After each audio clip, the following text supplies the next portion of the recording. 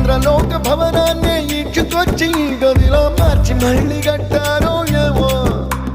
మాయజాలము తెలుసు మంత్రగారడి తెలుసు రెంటి కన్న ఇది ఇంకోటేమో నీలాకాశం నేలాకొస్తే ఇట్టాగే ఉంటాదో ఏమో ఈ సంతోషం దాచాలంటే హృదయాలు ఓ వంద కావాలేమో ఇంతందంగా ఉంటుందా ఈ లోకం ఇన్నాళ్ళు ఈ మనసుకి తెలియాలేదే పాపం